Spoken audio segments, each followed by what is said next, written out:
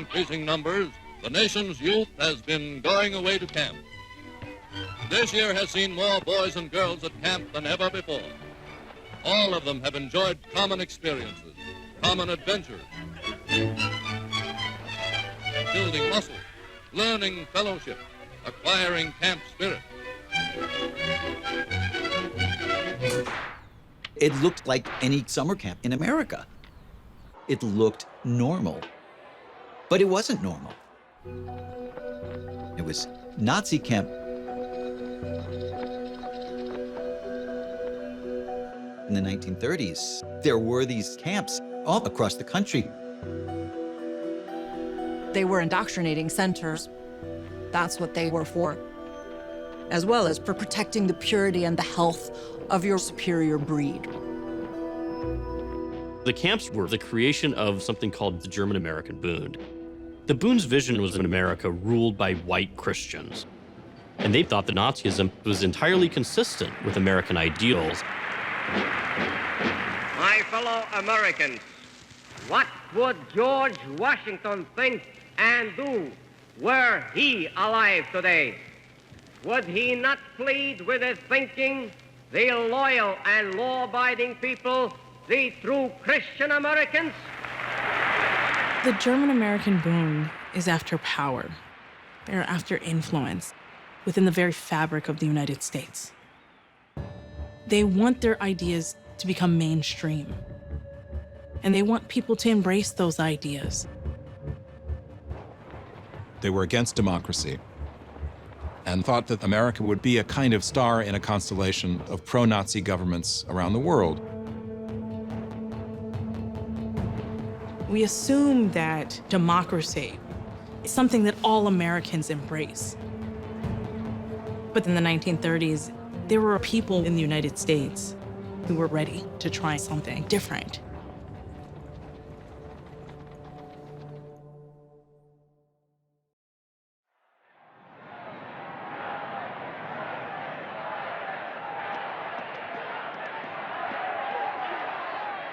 In the 1930s, lots of Americans thought the whole social order was about to collapse. Capitalism, democracy, they were done for, and something else was going to have to come along to take its place. And a lot of people thought that was going to be fascism.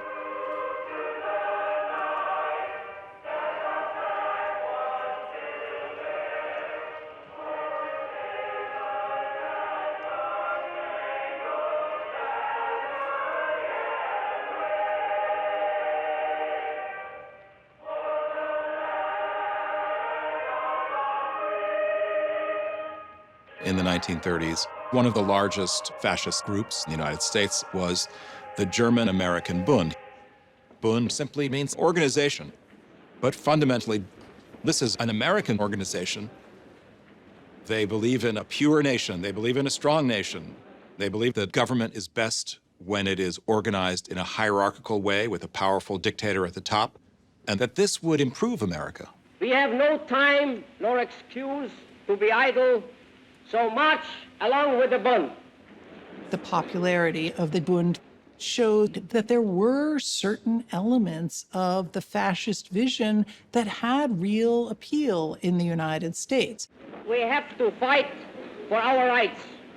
When you look at American fascism in the 1920s and 30s, the outcome of German fascism had not yet happened and was not known. We have the benefit of hindsight, but Americans at the time didn't know where it was going to go. As foreign as this might seem, fascist ideology tapped into some deep historical realities, dark realities in America. So the United States was fertile ground for groups like the German American Bund to emerge. The United States in the 1920s is a place of powerful divisions. It is a place of deep anti-Semitism, and it is a place that has very formal racial segregation. The separation of races was something that Americans had been doing for centuries, but they'd been doing it legally since the end of the Civil War through Jim Crow. the body of laws as well as habits and customs that kept white and black people apart in public spaces. In fact, the whole structure of racism in America had broad popular support. In the 1920s, one of the biggest organizations in the United States was the Ku Klux Klan, which was not only anti-black, it was anti-Jew, it was anti-immigrant, and those weren't marginal ideas. In 1924, 4 to 5 million people were in the Ku Klux Klan, including a couple dozen senators and congressmen. The Klan's basic message was a combination of white Christian nationalism combined with family values, which was a message that was appealing to millions of people. Father Coughlin, Charles Coughlin, known as the radio priest, every week went on the air to 14 million listeners, basically warning the country that Jews were destroying it. We are Christian insofar as we believe in Christ's principle of love your neighbor as yourself. And with that principle, I challenge every Jew in this nation to tell me that he does not believe in it. Anti-Semitism is rife in the United States. And at this point, it's out in the open.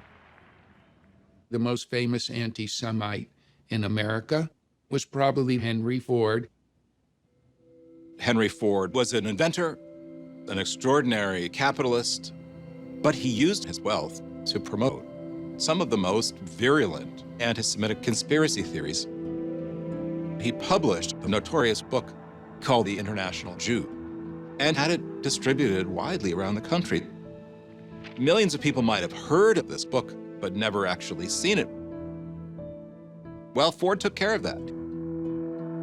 At that time, anti-Semitic and white supremacist ideas were supported by a pseudoscientific movement that was wildly popular in Europe and in the United States called eugenics. What is the bearing of the laws of heredity upon human affairs? Eugenics provides the answer, so far as this is known. Eugenics seeks to apply the known laws of heredity so as to prevent the degeneration of the race and improve its inborn qualities. Eugenics said that white supremacy was biologically determined and could be proven, as could the identities of the inferior, so-called inferior races. It rationalized white supremacism by apparently giving it a scientific basis. Laws were based on these ideas. In 1924, the United States passes the Johnson-Reed Act, which puts a quota system on people immigrating into the United States from Europe. Under this new law, roughly 90% of them are going to come from Northern European countries, aka white. All this led right-wing groups like the German American Bund to believe that they would actually have a receptive audience in America. Because look, Americans had cast themselves as a white nation. We are decidedly not preaching un-Americanism or anything basically new. We have an Asiatic Exclusion Act, Jim Crow laws, and a complicated system of immigration quotas, differentiating even between the various white peoples.